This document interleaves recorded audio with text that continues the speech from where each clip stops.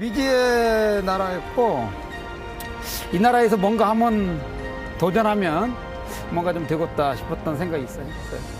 제가 처음에 이제 와가지고 컴퓨터 학원을 열려고 컴퓨터 가게들을 찾아다녔어요. 컴퓨터를 사야 되니까.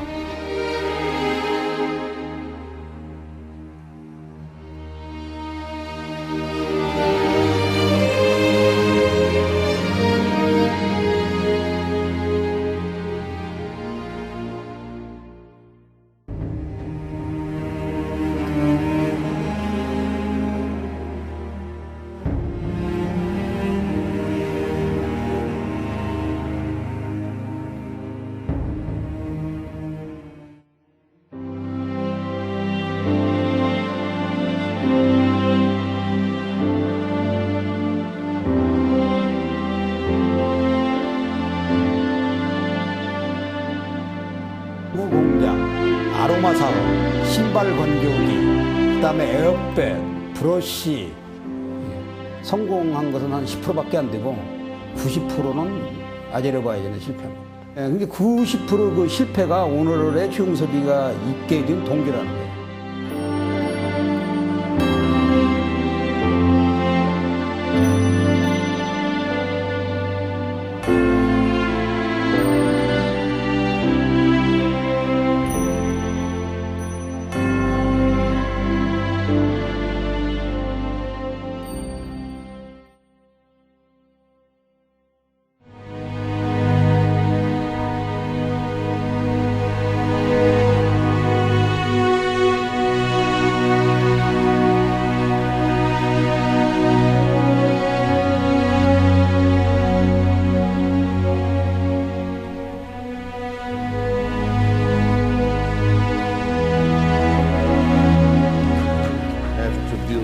Media tower, and within very short time.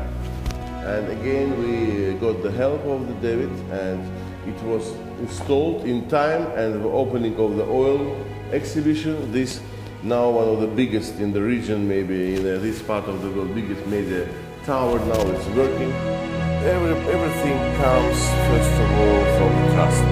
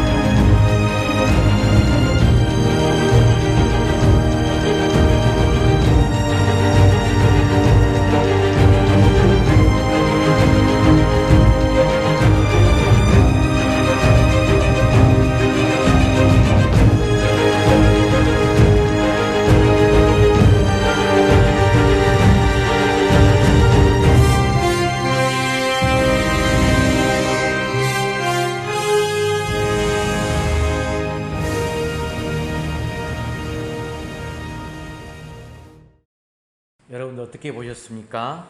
아주 참 최용섭 사장님은 비즈니스 선교사 자칭, 그는 그 사명을 갖고 부르심에 순종하면서 이 아제르바이잔에서 아까 했던 말 중에 90%는 실패, 10% 아제르바이잔의 90%는 모든 안 해본 사업이 없다고 했어요. 컴퓨터 학원을 시작하면서 세무서의 방해로 망하고 여러 가지 판매업을 시작하면서 다 했던 것마다 다 실패. 하지만 그곳에서 진정 배운 게 사람과 사람 사이 관계에서 행복함을 느끼면서 가장 큰 기회를 잡은 게 뭐였다? 바로 나는 믿음의 사람으로서, 크리스찬으로서 약속, 신뢰를 지키는 사람임을 보여주겠습니다. 그걸 이루어냈던 것이죠.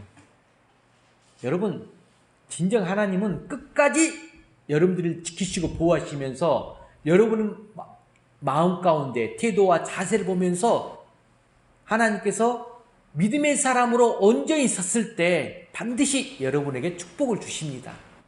제기의 기회는 분명히 하나님께서 주신다는 말씀입니다. 저는 오늘 우리 최용수 사장님을 통하여서 여러분에게 큰 도전이 되기를 바라면서 이 영상을 어제 또 찾으면서 오늘 말씀과 함께 연결해 보려고 합니다. 자, 또 하나 질문을 해볼까요? 미국 프로야구 사상 전설적인 홈런 왕이 있어요. 기록 타이틀이 꽤 지금까지도 깨지지 않는 아주 전설적인 홈런 왕. 누굴까요? 혹시 아세요? 야구왕. 뉴욕 양키스의 베이브 루스라는 사람입니다. 베이브 루스. 프로 데뷔 이후에 통산 714개의 홈런 치고 2212 타점을 올렸답니다. 수치를 말하기 어렵네요. 자, 제가 말씀드리고 싶었던 무슨 말이냐? 최고의 홈런왕 타점왕인데 아이러니하게 그가 또 스트라이크 아웃, 그 삼진 아웃의 최다 기록 보유자라는 사실이에요. 삼진의 최다 보유자도 동일한 인물. 자, 뭘 말하고 싶을까? 어쩌면 그게 바로 우리 인생의 모습인지도 모른다는 말씀이죠. 인생에는 반드시 성공할 때가 있고 또 실패할 때가 있어요. 이 성공과 실패가 함께 공존한다는 역설적인 사실을 말하고 있습니다. 오늘 본 영상의 주인공 최웅석, 이 비즈니스 선교사 사명을 갖고 나간 사장도 마찬가지로 많은 실패 속에서 이제 성공을 이루고 하나님의 나라를 세우고 있는 모습을 볼 수가 있어요. 사람은 어느 누구나 항상 성공만 할 수는 없어요. 성공만 하면서 줄기차게 올라만 가면 얼마나 좋을까요? 반대로 누구나 평생 그냥 실패만 할 수도 없어요. 계속 밑바닥으로 떨어지는 것 아닙니다. 그러므로 우리가 성공적인 인생을 내가 살기 원한다면 어떻게 해야 될까? 인생에 닥쳐오는 이 성공과 실패, 이걸 우리가 잘 관리하는 지혜를 배워야 된다는 것입니다. 성공 계속 유지 발전시키고 실패 잘 극복해서 성공으로 바꿔야 합니다. 오늘 영상의 주인공이 바로 그분입니다. 그분에게 대해서 우리가 뭘 지금 배워야 될까요? 또 앞서 언급한 이 베이브 루스도 수없이 스트라이크 아웃을 당했지만 그것을 잘 극복함으로써 지금 홈런왕이 되었던 것입니다. 그런데 오히려 역사 속에서 성공을 잘 관리하지 못해서 실패하는 경우를 우리는 자주 봅니다. 실패자들을. 그 대표적인 예가 보면 우리는 그리스 로마의 역사를 이야기할 수가 있어요. 그리스 로마. 자, 한번 살펴볼까요? 유명한 역사 A. 토인비라는 분이 이런 말을 했어요. 그리스 로마 같은 강대국이 멸망한 원인은 천재지변이나 외부의 침략 때문이 아니었다. 오히려 그들 자신의 교만과 안일함 때문이었다. 이렇게 이야기를 하고 있습니다. 그러므로 여러분, 우리는 명심해야 될 사실이 하나 있는데 오늘 성공했다고 앞으로도 쭉 만약 성공할 수 있느냐? 자만하지 않기를 바란다는 말씀입니다. 자만하면 안 돼요. 또한 오늘 실패했다고 인생이 그냥 끝장난 것처럼 낙심하지 않기를 바랍니다. 자, 오늘 말씀으로 들어가 보겠습니다. 오늘 성경 본문은 우리 이스라엘이 지금 가나안 땅을 정복하는 과정에서 실패를 딛고 재기한 사건을 기록하고 있는 본문입니다.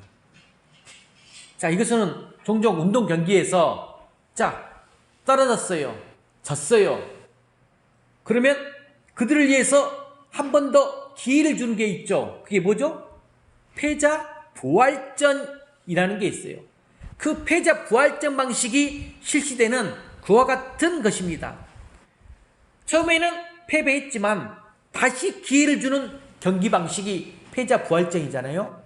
그래서 패자 부활전을 통해 가지고 실제로 우승까지 다시 재개하여서 나아가는 경우를 우리는 볼 수가 있습니다.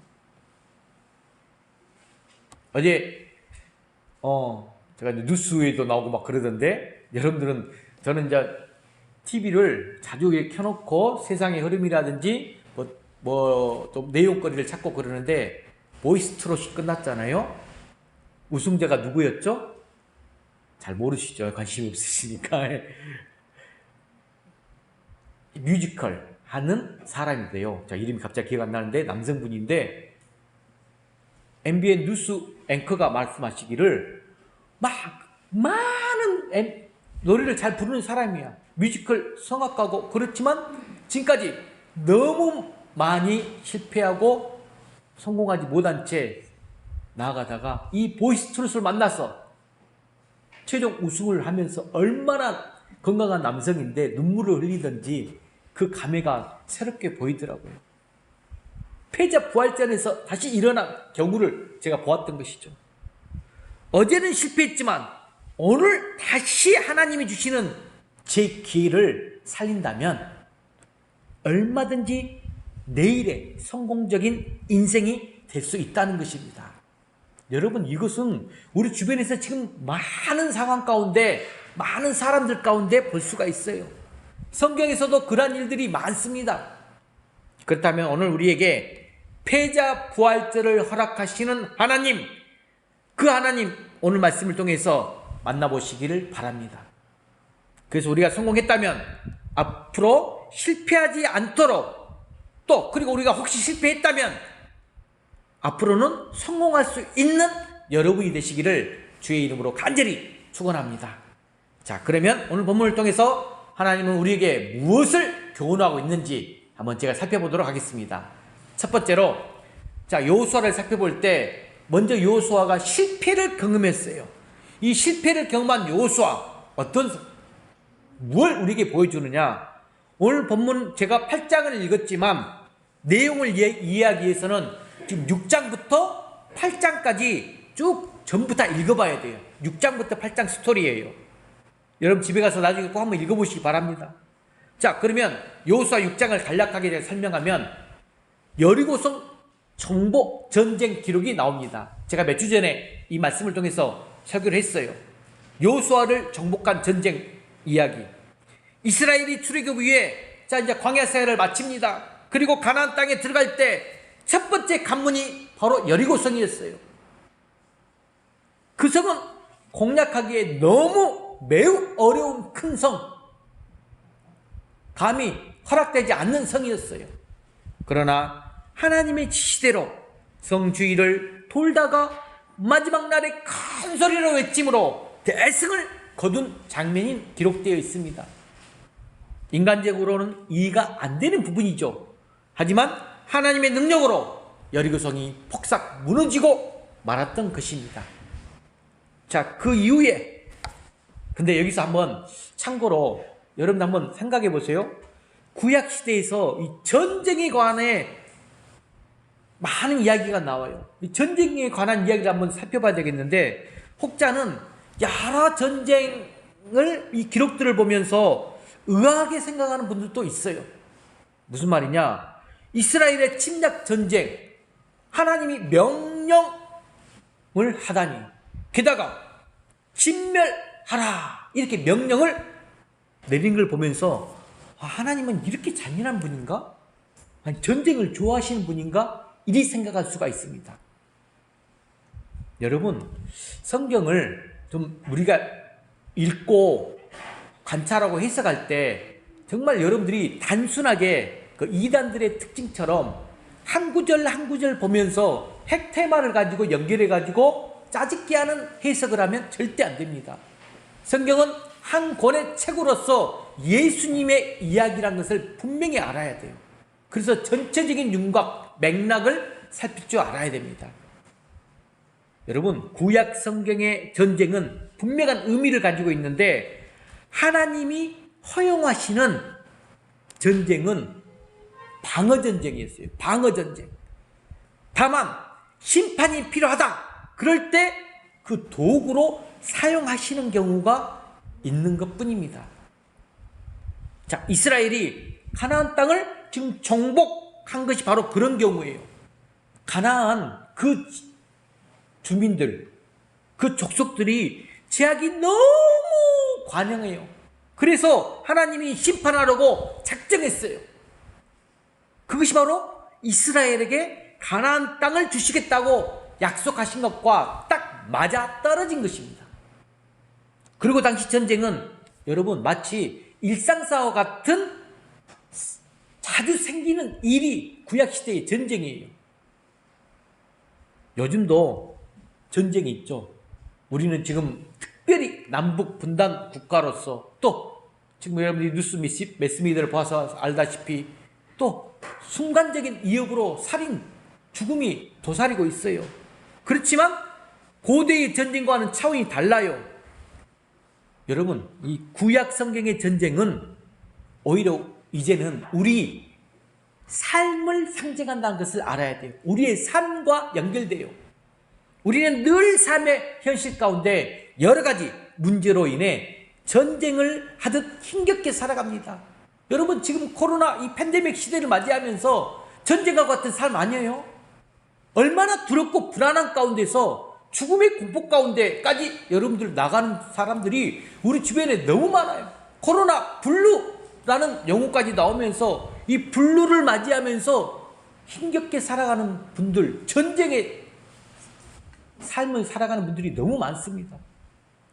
그러므로 우리는 이 구약의 전쟁 기록을 보면서 우리의 삶에 적용하는 지혜를 배워야 돼요. 내가 이 땅 가운데서 전쟁에 진짜 총을 쏘고 사람을 죽고 막 그런 상상적인 전쟁이 아니라 우리 삶 속에서 일어나는 나에게 적용되는 부분들을 여러분들이 한번 지혜를 찾아봐야 됩니다. 어쨌든 여리고성은 정복되었죠. 그런데 여리고성을 정복했어요. 그렇게 힘들고 어려운 큰 성을 정복시켰어요. 하나님 말씀에 순종하면서 나갔을 때 그 다음 성이 아주 조그만한 성 아이성이었어. 근데 이 아이성이 문제가 되었어요.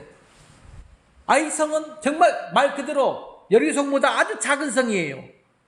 주민 수도 남녀 모두 합쳐봤자 1만 2천 명밖에 안 되었습니다.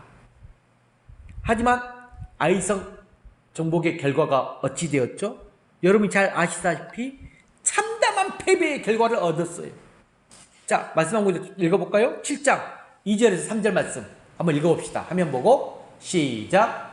여호수아가 여리고에서 사람을 베델 동쪽 베다원 곁에 있는 아이로 보내며 그들에게 말하여 이르되 올라가서 그 땅을 정탐하라며 그 사람들이 올라가서 아이를 정탐하고 여호수아에게로 돌아와 그에게 이르되 백성을 다 올라가지 말고 2-3천 명만 올라가서 아이를 치게 하소서. 그들은 소수이니 모든 백성을 그리로 보내어 수고롭게 하지 마소서 하므로. 자, 지금 몇 명만 올라 보내라?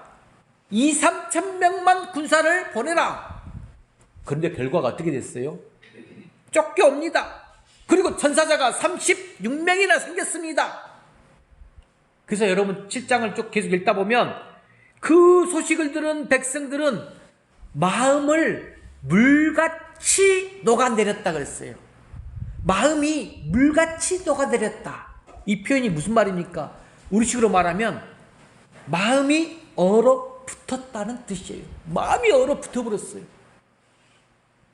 여리고성 전투에서 성공한 여호수아는 이번에는 당연히 이번에도 그 작은 아이성 당연히 쉽게 성공할 줄 알았습니다.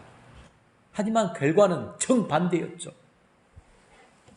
자, 여러분, 여기서 우리가 인생을 살다 보면 항상 성공만 하면 얼마나 좋겠을까요?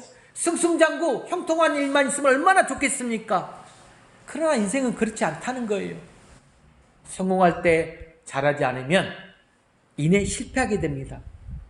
그러므로 성공할 때, 우리가 승승장구할 때, 형통할 때 방심하지 말고 또 실패할 때는 낙심하지 않기를 주님의 이름으로 간절히 축복합니다. 그 지혜를 얻어야 됩니다. 자, 여호수아 실패를 살펴봤고, 두 번째, 이제 실패 가운데 재기의 기회를 맞은 여호수아를 살펴봅시다. 재기의 기회를 맞았어요. 여호수아는 아이성 전투에서 패배한 후에 낙심천만에 있었어요. 이게 어떤 상황인가? 스스로 고뇌하면서 완전히 좌절한 상태였어요.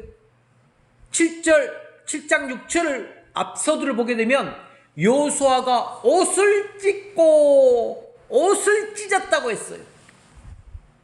이스라엘은 큰 슬픔이 있을 때 그 표시로 옷을 찢다 이렇게 표현을 해요.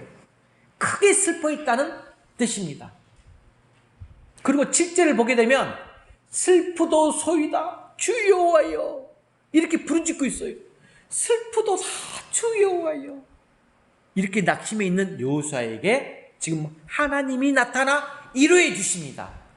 그게 10절 말씀 한번 읽어볼까요? 시작. 여호와께서 여호수아에게 이르시되 일어나라 어찌하여 이렇게 엎드렸느냐. 일어나라 어찌하여 이렇게 엎드려 있느냐. 나타나 위로해 주고 계세요. 여러분, 하나님은 자비와 긍휼의 하나님이십니다. 우리가 만약 실패했을지라도 단번에 딱 잘라버리지 않습니다.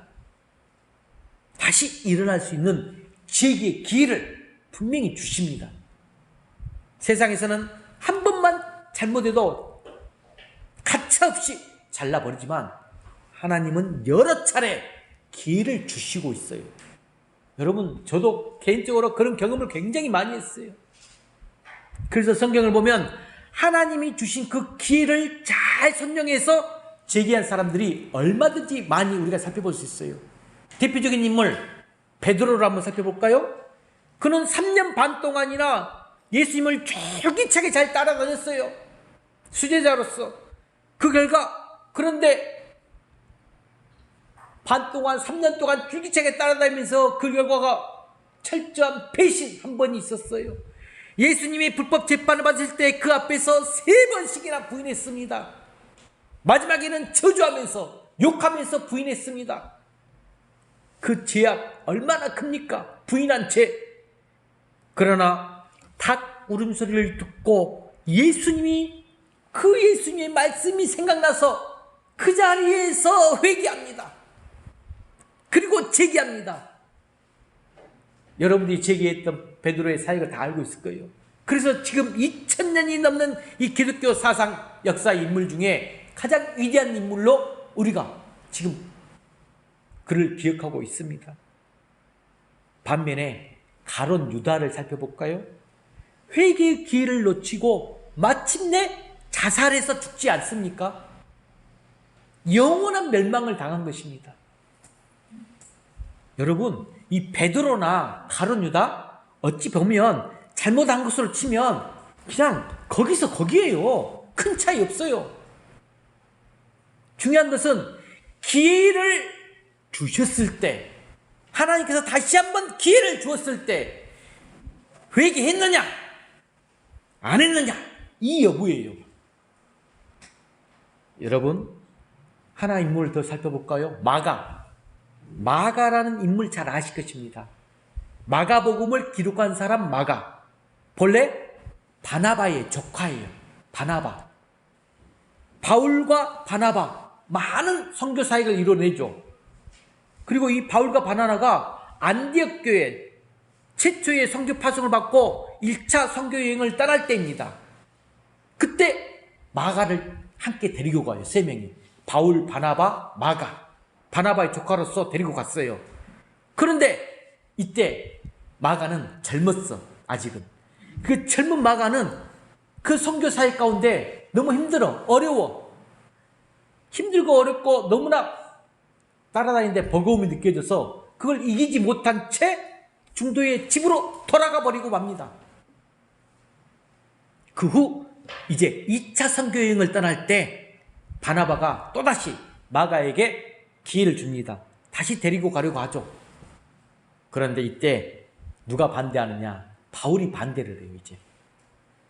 아니, 1차 선교여행 때 보지 않았느냐? 그런 사람을 어떻게 또 함께 가자고, 우리 선교팀에 끼워주자고 말씀하느냐?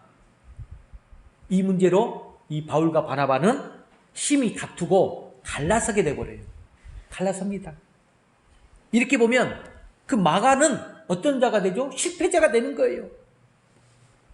그런데 후일의 기록을 보면 이 마가가 변화가 되어서 나오죠. 어떤 변화를 나타냅니까?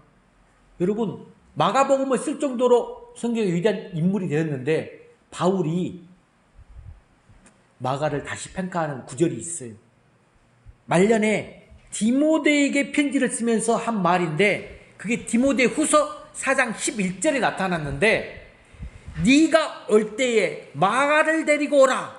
그가 나의 일에 유익하니라. 디모데에게 말을 한 편지를 쓰면서 마가를 데리고 와라. 나의 일에 유익한 자가 됐다. 바울이 이렇게 마가를 다시 재평가해요. 이 마가가 너무 귀한 일꾼이니까 꼭 데리고 오라고 신신당부를 하고 있다는 것입니다. 마가는 다시 재기의 길을 얻었을 때 선교사에게 충성을 다하면서 하나님 나라를 회복하고 바울을 도왔던 귀한 사역자로서 쓰임받았거든요. 그렇다면 오늘 우리들도 혹시 실패했어도 여러분 낙심하지 말고 하나님이 주신 길을 잘 선용해서 새롭게 출발할 수 있기를 바랍니다. 그래서 주님 안에서 진정으로 승리할 수 있는 저와 여러분이 되기를 주의 이름으로 간절히 축복합니다. 자, 이제 가장 중요한 키워드가 지금 세 번째예요. 자, 그러면 이 실패를 극복한 여호수아에게 우리는 뭘 교훈으로 얻어야 되는가? 여러분, 실패했습니까? 이 여호수아가 어떻게 극복했는지 잘 살펴보세요. 첫 번째가 원인 분석이에요. 여호수아는 하나님의 이름을 받고 재기하기 시작하는데, 자, 그는 백성들과 함께 담의 과정들을 거치면서 왜 내가 실패했지? 그걸 분석하면서 이 실패를 넘어 성공을 향해 나아갑니다. 첫 번째가 원인 분석 가운데 여러분들이 한번 실패하면 이 지혜를 얻어야 돼요. 제일 먼저 원인 분석을 해야 되는데 이 아이성이 작은 성인에도 불구하고 정복하지 못한 원인 두 가지를 발견했어요.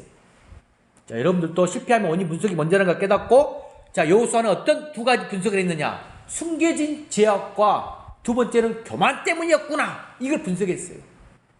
자, 여리고성 전투에서 승리했잖아요. 거기에서 얻은 모든 전리품이 있었어요. 하나님 앞에서 구별해서 바쳐야 했어요. 근데 그때 어떻게 됐죠? 아간이라는 인물이 몰래 훔쳐 숨겨둡니다.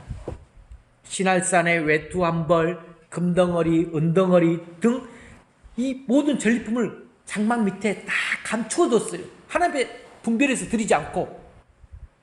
여러분, 제약은 전련체와 같다. 한번 따라해 볼까요? 제약은 전련체와 같다. 이 전련체가 뭐냐면 전류가 흐르지 않는다 이 말이에요. 전류가 흐르지 않으면 제약이, 여러분, 전련체가 갖고 전류가 잘 흘러나가서 쭉쭉쭉 전류가 나가는데 막아버려요. 그렇게 되면 제약이 있으면 하나님께서 부으시는 그 은혜의 통로가 막혀버립니다. 은혜의 통로가 막혀버리면 되겠습니까? 여호수아는 이 여리고성 전투의 승리 후 하나님을 의지하지 않는 모습을 또 살펴볼 수가 있어요. 먼저 숨겨진 제약을 발견했고, 두 번째는 교만인데 무슨 말이냐? 여러분들 말씀을 한번 살펴보면 여호수아가 얼마나 교만한지 알 수 있어요. 너무나 흥분한 나머지 자기의가 나타나는 장면이 나타나요. 여호수아 6장 2절과 27절 주어를 한번 살펴보세요. 6장 2절과 27절 주어를 보게 되면 여호와께서, 여호와 이렇게 되어 있어요. 그런데 여호수아 7장 2절과 3절을 살펴보면 주어가 바뀌어요. 여호수아가 이렇게 바뀌어요. 여호수아로. 여호와가 주어에서 여호수아로 바뀌어버려. 자기로 바뀌어버려. 하나님은 온데간데 없어져 버렸어요. 하나님을 무시하고 전쟁을 치른 거예요. 6장은 여리고성 정복 사건, 7장은 아이고성 정복 사건인데 주어가 바뀌어 있어. 하나님께 묻지도 않고 도심을 구하지도 않고 정탐꾼을 보내서 동족을 살핀 후 가볍게 판단한 나머지 3,000명만 파견했던 것이죠.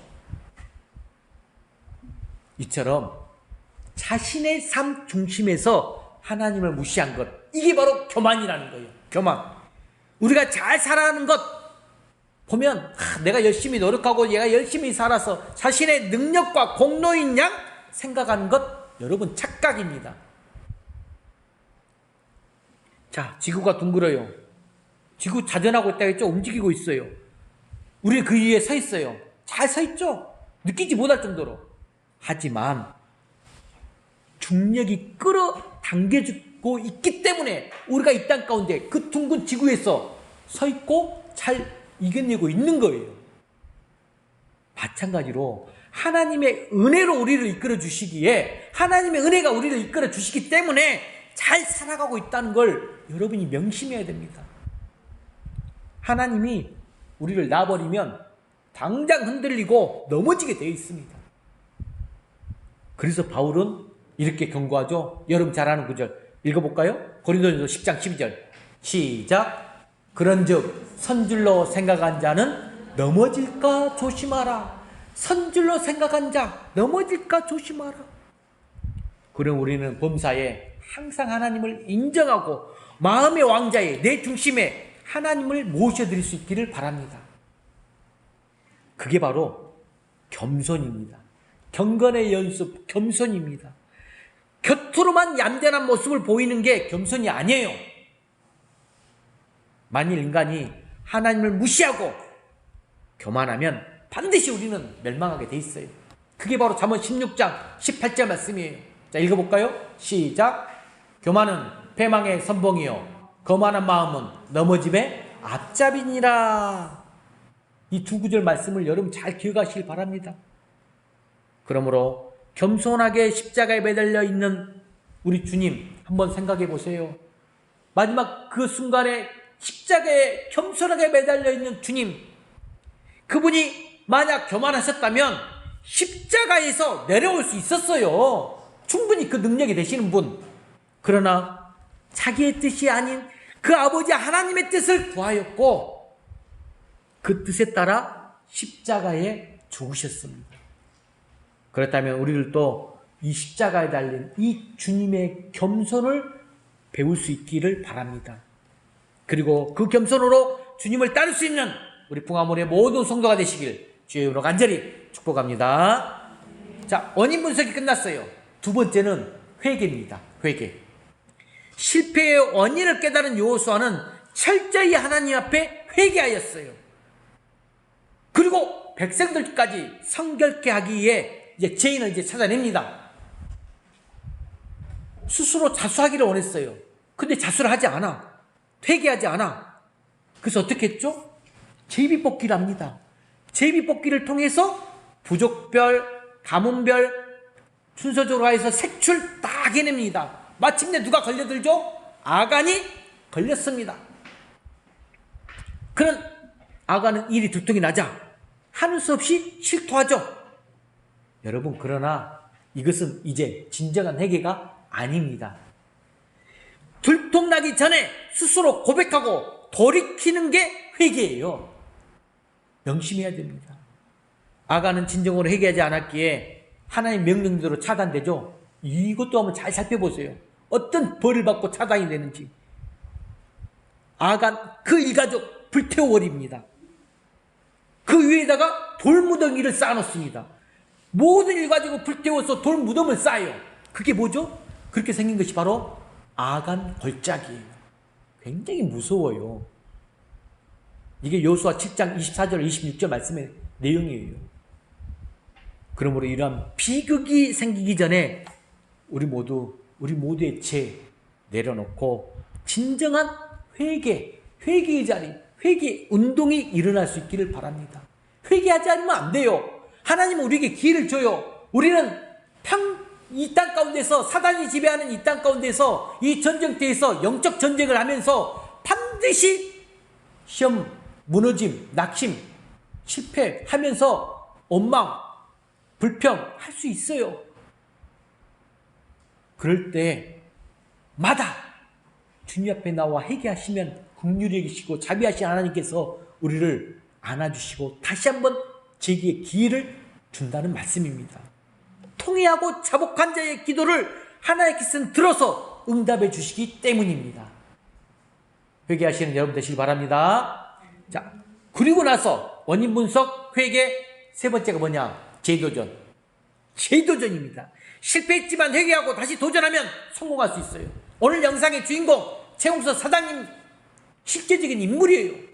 지금도 현존하면서 세계 비즈니스 선교사로 사역하고 있어요. 돈을 버는 게 중요한 게 아니에요. 행복을 나누는 선교사로, 하나님의 전파자로 삶을 살기에 하나님께서 계속 승승장구하게 그 길을 인도하고 있다는 것이죠. 오늘 본문 또한 그걸 보여주고 있어요. 여호수아 8장 1절, 18절, 이제 주어가 바뀌어요. 8장 1절, 18절을 보게 되면 어떻게 바뀌느냐? 다시 여호와께서 이렇게 주어가 바뀌어요. 이제는 여호수아는 하나님을 앞에 세웁니다. 하나님을 의지하고 그분의 말씀에 귀를 기울입니다. 그리고 순종합니다. 그는 겸손히 하나님의 주권을 존중한 것입니다. 이와 같이 여호수아의 자세를 상징적으로 보여주는 게 무엇일까요? 그게 바로 오늘 18절 말씀이에요. 손에 지금 단창을 들으라겠어요. 단창, 조그만 칼. 그것을 아이성을 향해 들고 있으라겠어요. 그게 바로 18절 말씀이에요. 한번 읽어볼까요? 시작. 여호와께서 여호수아에게 이르시되 네 손에 잡은 단창을 들어 아이를 가리키라. 내가 이 성읍을 네 손에 넘겨주리라. 여호수아가 그의 손에 잡은 단창을 들어 그 성읍을 가리키니, 지금 싸우고 같이 막 뭐 이렇게 싸우라는 소리가 아니야. 단창, 조그만 칼을 들고 아이성을 향해서 그냥 들고만 있어라 이 말이에요. 그리고 26절에 어떻게 했죠? 시작. 아이 주민이 진멸하며 다치기까지 여호수아가 단창을 잡아 든 손을 거두지 아니하였고, 지금 여호수아는 여호와께서 말씀하신 대로 그대로 끝까지 들고 순종하였다는 거예요. 하나님만 의지하고 순종하는 모습을 보고 있어요. 그리하여 드디어 승리의 기쁨을 누리게 된 거예요. 모든 아이성 주민이 진멸하고 그 왕도 생포되어서 나무에 매달아 공개 처형하게 됩니다. 완전한 승리를 이루죠. 또 하나 중요한 사실은 그 이후에 여호수아는 결코 실패하지 않고 승승장구했다는 사실입니다. 여러분, 바로 이겁니다. 하나님의 주권을 인정하고 인생의 모든 것을 하나님 앞에 맡기고 따라갈 때 우리는 승리할 수 있어요. 여러분, 왜 나는 이렇게 계속 반복적으로 패턴들이 이루어질까? 자신 한번 살펴보세요.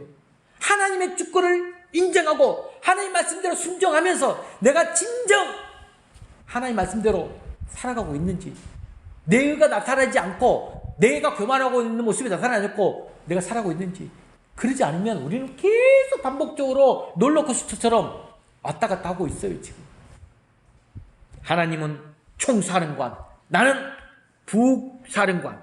하나님은 창조주, 나는 피조물. 하나님은 주인, 나는 종. 하나님은 왕, 나는 백성. 하나님은 사장, 나는 직원. 이 주권을 인정해야 돼요. 이런 관계를 잘 지켜 나아갈 때 승리가 보장됨을 믿으시는 여러분 되시길 바랍니다.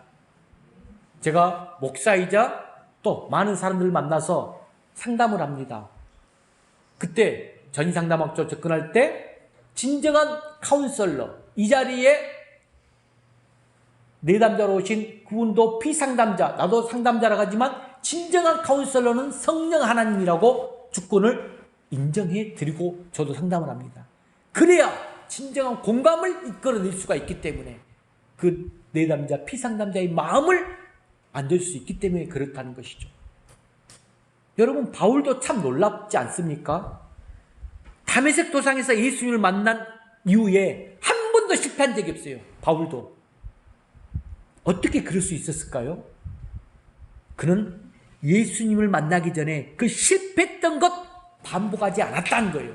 반복하지 않는 게 중요해요. 근데 우리 인간은 실패하고 하나님이 다시 재기를 주고 그 사랑을 알면서도 또다시 그 웅덩이 속으로 또 반복해서 들어가요. 그 굴 속으로. 여러분, 바울의 신앙은 이런 거였어요. 말씀 한 구절 읽어볼까요? 고린도전서 15장 10절 말씀. 자, 크게 한번 읽어봅시다. 시작. 그러나 내 것은 하나님의 은혜로 된 것이니 내게 주신 그의 은혜가 헛되지 아니하며 내가 모든 사도보다 더 많이 수고하였으나 내가 한 것이 아니요 오직 나와 함께 하신 하나님의 은혜로다. 아멘. 이 고백이 우리의 고백이 되길 바랍니다. 그는 늘 하나님의 은혜에 감사하면서 겸손히 순종했어요. 이것이 바로 바울이 계속 성공할 수 있던 비결입니다. 이런 겸손함으로 주님 앞에 나가는 여러분 되시길 주의 이름으로 간절히 축복합니다. 주 안에서 사랑하는 성도 여러분, 말씀을 마무리하겠습니다. 혹 지금까지 성공해 왔습니까? 하나님의 은혜인 줄 알고 감사하길 바랍니다. 그리고 겸손히 하나님의 주권을 인정하고 순종하시길 바랍니다. 그러면 계속 승승장구 성공할 것입니다. 그리고 더 기쁜 영광을 누리게 될 것입니다. 그러나 혹시 실패의 자리에 있으십니까?